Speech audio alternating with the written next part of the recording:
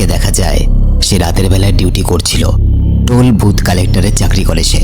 কাজের একঘেয়েমি কাটানোর জন্য সে তার বন্ধু, যার নাম ডিনি, তার সঙ্গে রাতের বেলায় ফোনে কথা বলতো। ডিনিও একটা অন্য টোল বুথে কাজ করত। রাত তখন 3টে। এই সময়টাকে রাতের মধ্যে সবথেকে অশুভ সময় হিসেবে বলা হয়। মায়ার সামনে একটা গাড়ি এসে থামে। এই গাড়িটা মায়া আগেও বহুবার দেখেছে। গাড়ির ভেতরে থাকা একটা লোক অস্বাভাবিকভাবে তার দিকে তাকিয়ে জিজ্ঞেস করে, তোমার নাম কি রাহায়ু? মায়া রেগে গিয়ে বলে, আমার নাম মায়া। কেন, তোমার কি? লোকটাকে দেখা যায় সে আবার ঠান্ডা গলায় জিজ্ঞেস করে, তুমি কি হারজুসারি গ্রামে থাকো? আর তোমার বাবার নাম কি ডন ওয়াংসু? মায়া কোনো উত্তর না দিলেও বুঝতে পারে যে লোকটা তার ব্যাপারে অনেক কিছুই জানে। লোকটা কেমন একটা ভাবে নিজের গাড়িতে যায় এবং কিছুক্ষণের মধ্যেই দেখা যায় লোকটা একটা অস্ত্র হাতে নিয়ে মায়ার দিকে ছুটে আসে। মায়া ভয়ে আতঙ্কিত হয়ে পালানোর চেষ্টা করে। দুর্ভাগ্যবশত লোকটা তাকে ধরে ফেলে। মায়ার পায়ের এক জায়গায় লোকটা সেই অস্ত্র দিয়ে কাটার চেষ্টা করে এবং তলোয়ার উঠিয়ে চিৎকার করে বলে, আমরা চাই না তোমার পরিবারের রেখে যাওয়া অভিশাপ আমাদের উপরে আসুক। ঠিক তখনই সেখানে পুলিশ চলে আসে এবং গুলি করে লোকটাকে মেরে ফেলে। কালের নিয়মে কেটে যায় অনেকগুলো মাস। দেখা যায় মায়া এবং ডিনি মিলে একটা নতুন ব্যবসা শুরু করেছে, কিন্তু ব্যবসা ভালো মতো চলছিল না। ঘর ভাড়া দেওয়ার টাকাটাও তার কাছে ছিল না। আসলে মায়ার যখন 5 বছর বয়স ছিল তখন সে তার মা বাবাকে হারিয়ে ফেলে। একজন মহিলা মায়াকে দেখাশোনা করত। তার মনে পড়ে যে অনেক ছোটবেলায় ওই মহিলাটা মায়াকে সেই নামেই ডাকতো যেই নামটা সেদিন ওই লোকটা নিয়েছিল, রাহায়ু। কিন্তু একটু বড় হওয়ার সাথে সাথে মহিলা তাকে রাহায়ু নামে আর ডাকতো না, তাকে মায়া নামে ডাকতে শুরু করে। যে মহিলা তাকে ছোটবেলা থেকে মানুষ করেছে তার জিনিসপত্র খুঁজতে গিয়ে মায়া তার ছোটবেলার একটা ছবি পায়। ছবিতে মায়া তার মা বাবার সাথে দাঁড়িয়ে আছে এবং পেছনে একটা বিশাল বড় বাড়ি দেখা যাচ্ছে। ফটোর পেছনে গ্রামের নাম লেখা ছিল আর লেখা ছিল রাহায়ু নামটা। মায়া ছবিটা দেখে কেমন অবাক হয়ে যায়। মায়া মনে মনে ভাবতে থাকে, যদি এই ছবির বড় বাড়িটা তার মা বাবারই হয়ে থাকে তবে তো সেই বাড়িটা এখন উত্তরাধিকার সূত্রে মায়ার হওয়ার কথা, কারণ তার মা বাবা তো বেঁচে নেই। সে ঠিক করে সে ওই গ্রামে আবার ফিরে যাবে এবং এই বাড়িটা বিক্রি করবে। কিছুক্ষণ পর মায়া যখন বাথরুমে যায় সে হঠাৎ করে দেখতে পায় একটা অদ্ভুত জিনিস। তার পায়ের যে জায়গাটা কেটে গেছিল সেখান থেকে একটা কাগজ বের হয় এবং ওই কাগজটার মধ্যে একটা অন্য ভাষায় কিছু মন্ত্র লেখা ছিল। মায়া সেই ভাষাটা বুঝতে না পেরে কাগজটা ছবি তোলে এবং সেটাকে ফেলে দেয়। বাথরুম থেকে সে বেরিয়ে এসে দেখে কিছু অদ্ভুত মানুষ কালো চাদর গায়ে দিয়ে দাঁড়িয়ে আছে। পরদিন মায়া এবং ডিনি বাসে করে গ্রামের দিকে রওনা হয়ে যায় এবং একসময় মায়া একজন ভাষার শিক্ষককে সেই মন্ত্রের কাগজটা দেখায়, সেই ছবিটা। শিক্ষকটা কেমন ভয় পেয়ে বলে, এই মন্ত্রটা তো পুরনো জাপানিজ ভাষায় লেখা, কোনো কালো শক্তি বা কোনো এক কালো জাদুর দ্বারা লেখা হয়েছে। এই মন্ত্র মানুষকে তাদের আত্মা থেকে দূরে রাখে। সে গ্রামে যাওয়ার সময় মায়া একটা অদ্ভুত জিনিস দেখে। মাঝরাতে জঙ্গলের মধ্যে 3টে বাচ্চা মেয়ে দাঁড়িয়ে আছে। কিন্তু অবাক ব্যাপার, ডিনিকে এই দৃশ্যটা দেখানোর চেষ্টা করলেও ডিনি কিন্তু এই দৃশ্য দেখতে পায় না। পরদিন সকালবেলায় তারা একটা ঠেলা চালকের সাহায্যে ওই গ্রামে পৌঁছায়। ঠেলা চালক কেমন একটা অদ্ভুত গলায় বলে, আপনারা জানেন এই গ্রামে খুব কম মানুষ থাকে, কখনো যদি কোনো বিপদে পড়েন আমায় ফোন করবেন। মায়া এবং ডিনি সেই গ্রামের প্রধানের বাড়িতে যায়।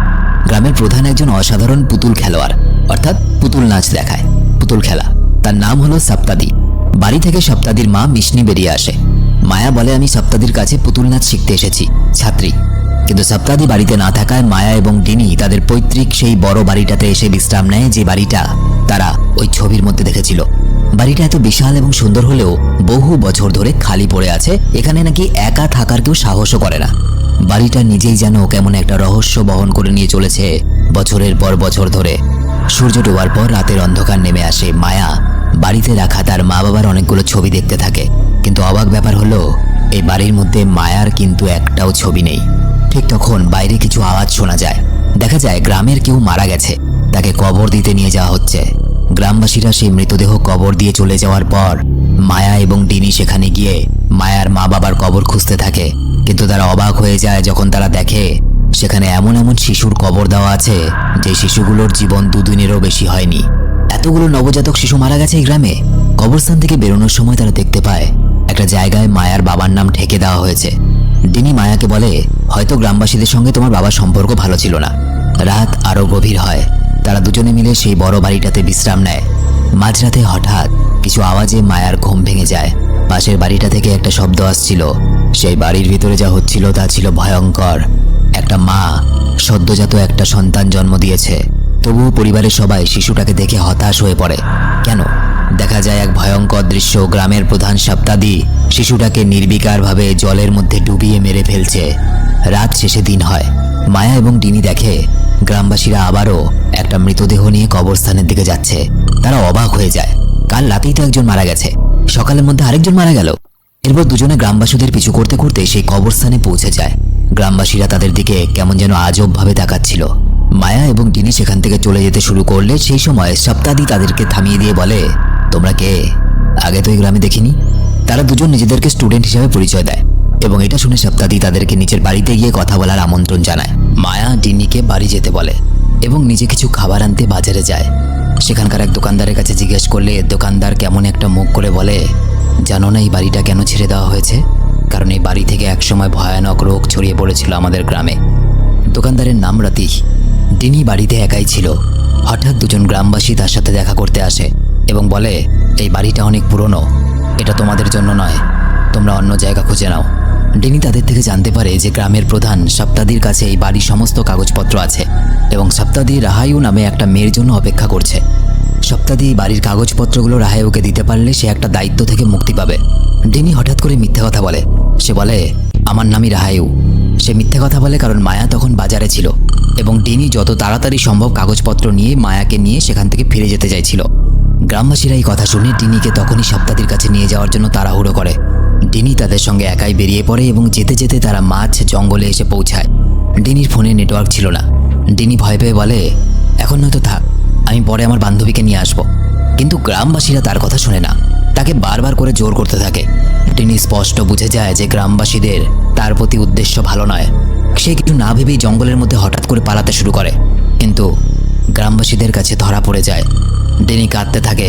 একটা গ্রামবাসী তার মাথায় আঘাত করে তাকে অজ্ঞান করে দেয়। গ্রামবাসীরা ডিনিকে নিয়ে কি করতে চাইছিল? ডিনিকে দেখা যায় একটা খালি জায়গায় উল্টো এইভাবে ঝুলিয়ে দেওয়া হয় এবং জ্ঞান ফেরার পরে সে কাঁদতে থাকে। সে বলে, আমি তোমাদের সঙ্গে খারাপ কি করেছি? কেন আমার সাথে এরকম করছো? সেখানে সপ্তাদি এবং তার মা মিসনি পৌঁছায়। মিসনি প্রচণ্ড রেগেছিল। দেখা যায় ভয়ঙ্কর দৃশ্য, সরাসরি সে ডিনির কাছে গিয়ে তার গলাটা কেটে দেয় এবং তারপর ডিনির শরীরে চামড়া কেটে সেটা পুতুল খেলার জন্য একটা পুতুল তৈরি করে।